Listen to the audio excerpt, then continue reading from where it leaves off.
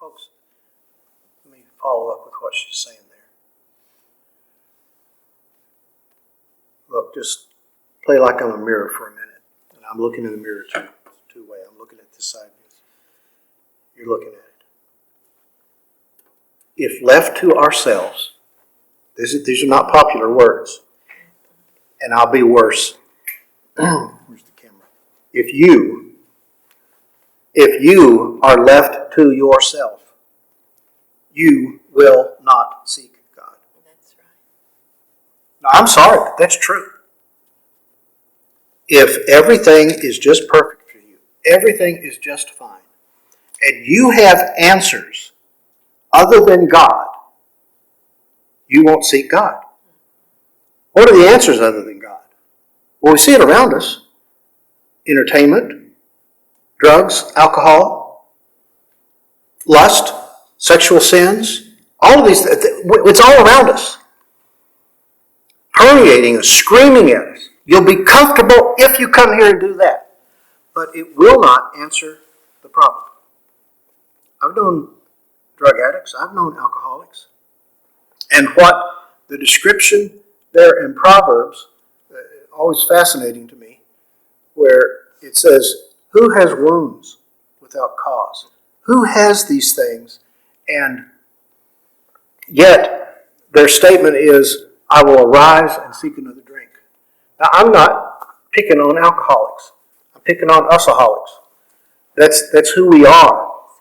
And we are dedicated to self.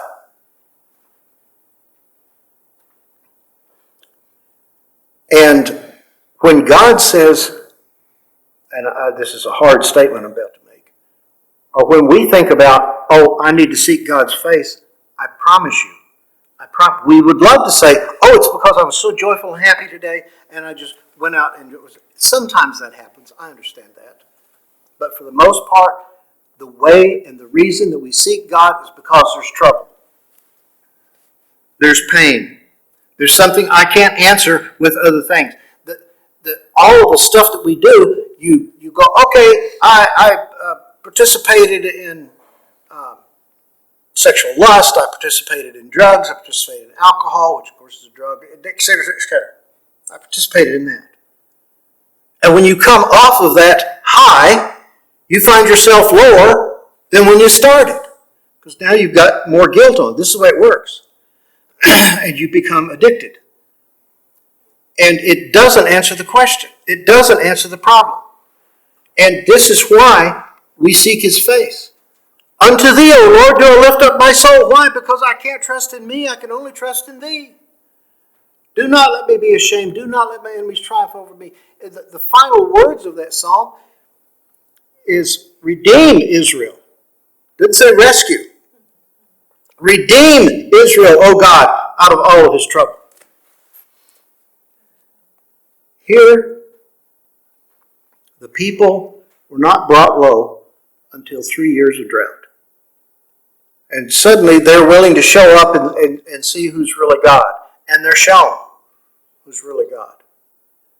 And with a little bit of comedy show on the side from Elijah, our stand-up comedian, for that particular dispensation. But it is this message is to all of us. And folks, take this and don't just look at yourself. I want you to do that first. But understand, everybody you know is this way. Everybody you know is this way. When we started keeping, it's because, as Mrs. Davis said, we were both going, if this is Christianity, it's false. It's false. Well, guess what? What we thought was Christianity was false. It's not that Christ was false. It's what we thought and had been told, here's Christianity. It was not. There were no answers. Let's go on and go back to our verses here in 1 Kings. And again, I remind you that this is the time of the evening sacrifice. The Baal dudes as they were known locally. The Baal dudes and the Asherah dudeettes had given up. And Elijah comes up, and the fire of Yahweh fell and consumed the whole thing.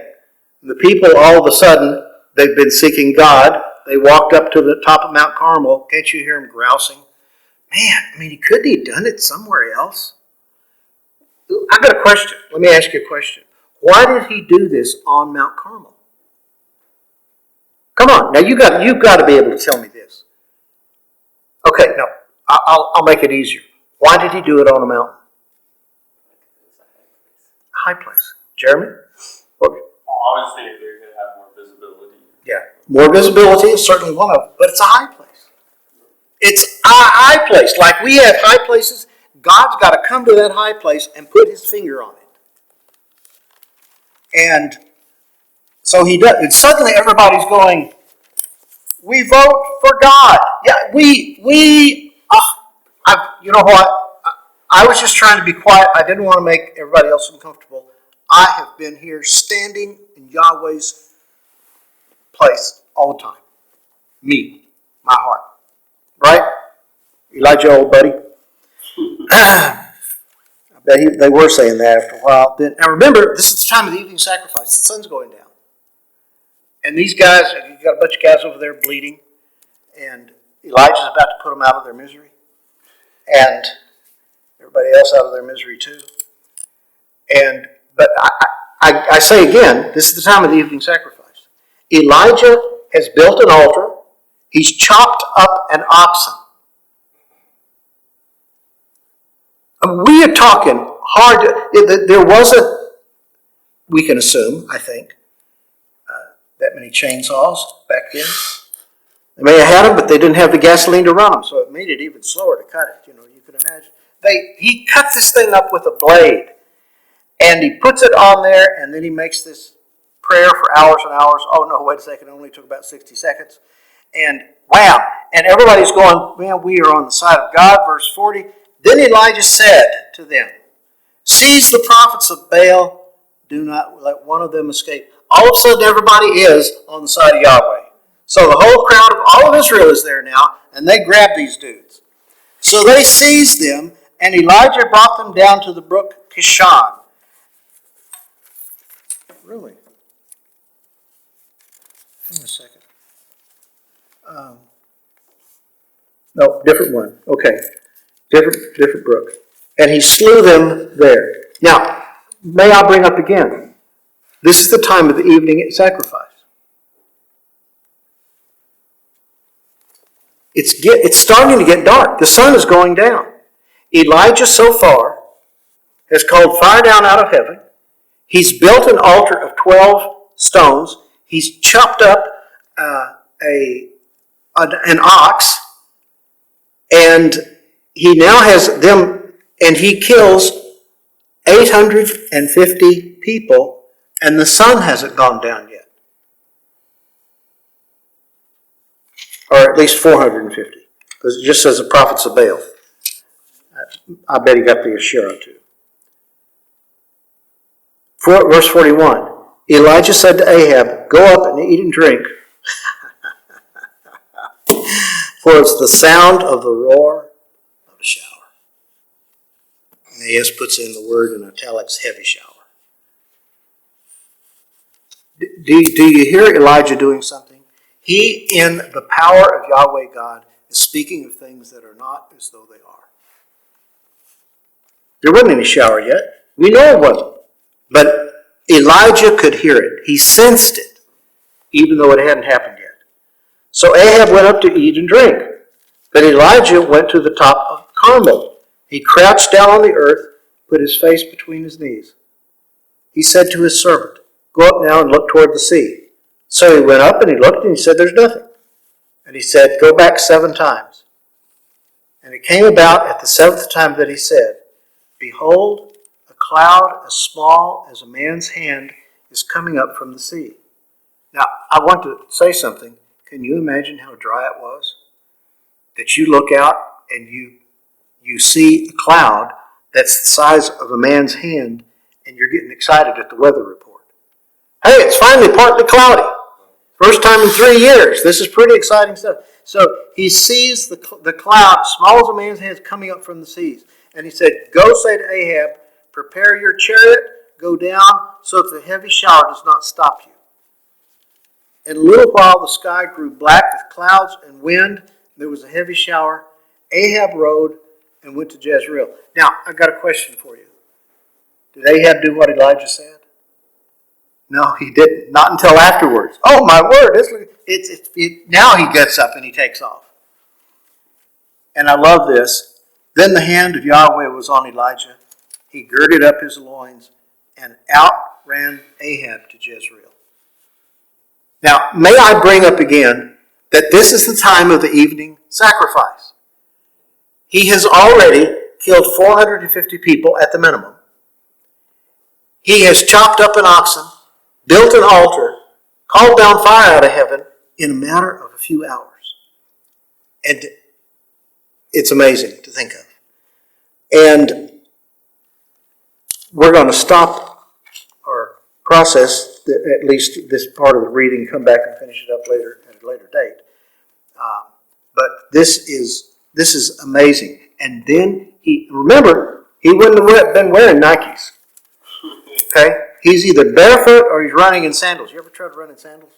Man, it just doesn't work real well. And maybe he was barefoot, but either way, he ran back and he outran a horse, or the horses, and a chariot back there in the rain. Pretty amazing stuff. Ms. Davis, you have anything else you want to bring up on this?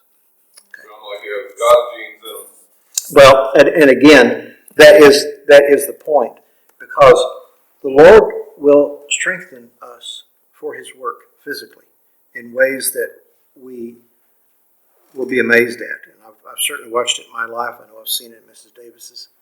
And but it's not for myself. It's not, oh God, help me win the basketball game today.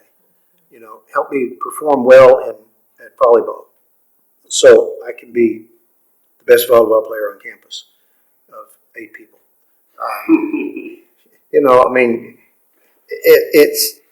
We're fascinating. But yeah, God, and that's my point on the evening sacrifice. What's going on? God is using Elijah, and He uses him in ways that you see this in Scripture. You do. You see it in Jesus. You see Jesus doing fascinating things, and that would just completely wear him out. Because why? He was a man. I remember that one section of The Chosen where all the disciples get into this big argument.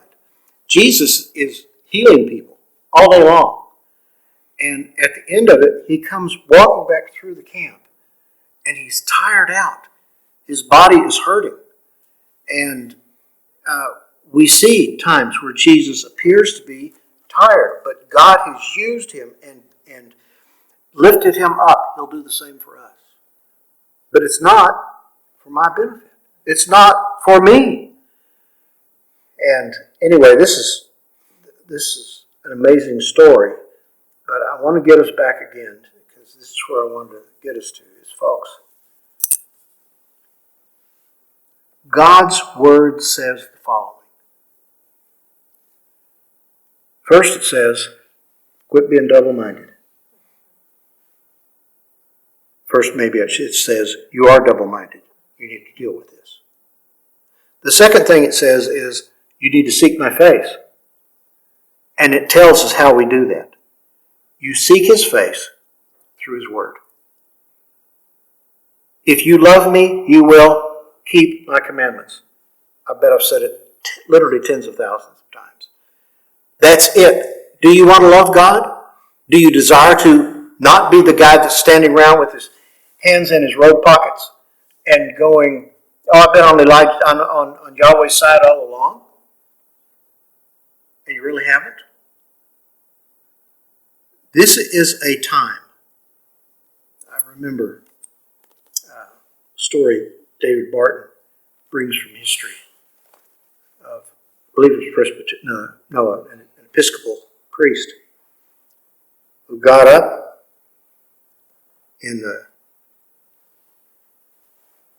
here in the colonies at that time, preached his sermon, and he said there's a time of peace, there's a time of war. Pulled off his Episcopal robe, and underneath it was the uniform of a colonial army. And he said, now's the time for war. And he marched out to go fight with other colonists for the freedom. Folks, it's not that it's time for us, we've got to preserve the United States. Can I tell you something? Preserving the United States is preserving capitalism. Don't sit there and go, oh, capitalism is the greatest thing since sliced bread. It may have brought us sliced bread. It brings about competition and therefore brings forward movement in development of things. But it does something else. It makes sure poor people stay poor and hungry and they have to work. Now, do I believe capitalism beats socialism? Every day. But we get this idea, we've got to preserve the capitalism that the United States has got. We've got to preserve our way of life. No, we have to preserve, or actually bring about, what we're commanded to do, which is the kingdom of heaven. And it is that time for us all. It is not time for us to hesitate, to halt between two opinions. If the cosmos is God, then let it be God. But if Yahweh is God, and through His Son and through the Word is the way we experience that and live for Him, and He back through us, then let's let Yahweh be Yahweh. Let's let Yahweh be God. And this is not, okay, I made up my mind, I walked the aisle, shook my hand, and I'm rededicating my life to the Lord.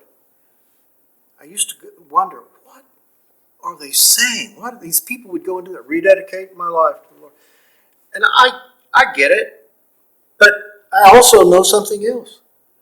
I had been in those churches many times for decades. And no one had ever said, here's how you dedicate your life to the Lord, much less how you rededicate your life. Did they need to believe and receive the Lord Jesus Christ? Yes. It's not about works. No, it is not about works. But the Bible is very clear. It is not your works bring your salvation, but is that the salvation and the stepping into the covenant of Yeshua brings the works. It brings the works. It's not that the works get you saved, it's the saved get you works. And the church has thrown that out. And we here should not be guilty of the same thing. I'll simply close with this statement. This is why we're here. This is what the Word is about. This is what the invitation is. To seek His face, to receive the Word, to not halt between the two opinions. Amen. Does anybody else have anything they want to bring up before we pray? I've been reading in Judges, and it's interesting. You kind of popped up in your radar too, but it's interesting. I don't really know exactly all the significance, but it's interesting that the Lord had Elijah take the prophets down to the river, specifically the Kishon. I've been reading in Judges, and that was where, let me read it here, that was where the Lord said that the children of Israel would slay Sisera. I will draw out to you Sisera, the commander of Jabin's army, with his chariots and his many troops to the river Kishon, and I will give him into your hand. So I'm not sure exactly what all that means, but there was some sort of, that wasn't the first time that God had destroyed the enemies at the river Kishon. It's interesting. Thank you. Luke, did you have your hand up? Yeah. I found it particularly interesting because throughout the whole story, you notice how God's in complete control. And I guess just for me this off semester, there's a bunch of different things where I'm like, God, I can't believe that you're in control of this because it doesn't look like it. And Lord just being like, different areas, showing himself kind and just like this, I'm in control. And it was just encouraging to me because it was like kind of a reminder of, yeah, it doesn't look like it, but it doesn't have to. It's not always going to. Let me stop just real quickly, kind of explain what that's about. Our perception when the bad things are going on, and this is really not difficult at all to understand. We'll look at it and go, what's this about? Hey, I thought you were in charge here. Look what's going on. And Luke bringing up that God makes sure that you know, guess what? I am in charge. I am in charge, but when we first look at it, we'll get embittered. What? You're in charge and you're letting this happen? Stop a second. God left who in charge? I mean, I understand he can insert himself in any time he wants to, but who has he left in charge? First he left man, and then he brought about the Son of Man. Boy, was he in charge. And then the Son of Man looks at us and says, you, go and make disciples of me, not of you. Unfortunately, most of our lives we're spending making disciples of me. Whether it's a disciple or somebody I'm just wanting to use for my own benefit or whatever it may be. We stop and we look at the situation and go, how did it get here? And I have rarely found it not to be what I'm about to say. We'll be counseling somebody and they'll be going, A, B, C, and that's not good. These things, that's A, B, and C have happened. You got it? And if we don't know about the person, we'll begin to ask some questions, and in kind of broad ways, the person will start to talk. And guess what they'll tell you eventually? That they have, to another person, done A, B, and C. Now they're fussing about A, B, and C being there. Excuse me. Who, please hear me, who have you allowed to be in charge? You want God to come now and be in charge. But when you were doing A, B, and C to somebody, what was going on? You were not saying, I want to be in charge. You were. But what you were doing, and this is tacky, but I'm sorry, it's the way it is. We basically, through our sin and through our choices, are bringing Satan, maybe I could say Baal, in to be in charge. My sin brings about Baal, brings about the enemy. And then when it starts coming back to us, in the way you judge, be judged. You who judge, don't you do exactly the same thing? You who say do not steal, do you steal from temples? It goes on. When you've done it, more than likely, if you live long enough, it's going to come back in exactly the same way. Now, one of the issues that we'll go with someone Luke's age, you young people, and maybe younger, and older too, is these things will happen to you, and you're going, what's this about? Because it's happening to your parents. It's come down from your grandparents or whatever. And we know here at least, and things going on like this. Well, wait a second, maybe it's iniquity or whatever. But the reason I bring it up is because the things that I decide to do are going to affect the people around me. That was talked about last night. Whether it's family or just friends, acquaintances, or whatever, it does. It affects. And what is God doing? He is using those hard times for us He wants to get our attention. If you understand what I'm saying? He wants to get our attention. And in your life, as you grow on, get older and everything, you'll be going, well, who's in charge here? God's in charge. But who invited the enemy in almost every time was me. I did it. And we see suffering, and so often somebody else has invited that suffering in. And we're stunned when God doesn't do something about it. And He's trying to. He's trying to say, come into the kingdom of heaven. And where I can bless you, but when you're this way, you're not under me, you're under cosmos. These things are happening. And He uses those things to remind us of His life. He uses those things to remind us of the better covenant. He uses those things to remind us when you get out into the enemy's camp. I don't know. Let's say you get out to the enemy's camp and you decide you're going to get it's okay for you to begin using.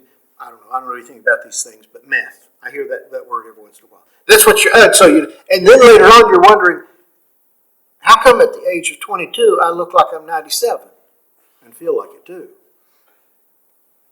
And we're mad at God. You understand? We're mad at God because wait a second, who did it? Where did it come from? And Yahweh is in charge, but He's also allowing you to be in charge. You brought the things in. Now, I'm not saying you did that. Look, how dare you do? But so often it's us or somebody else, and God is in charge. He could stop it, but He's allowing us to taste. There was a commercial for it was whiskey when I was it was back in the 60s and 70s, and it was always, it's always showing the very sophisticated couple and people around them.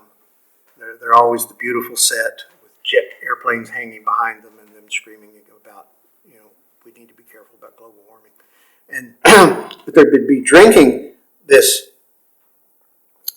whiskey, and the phrase, come here, Lord. The phrase was, I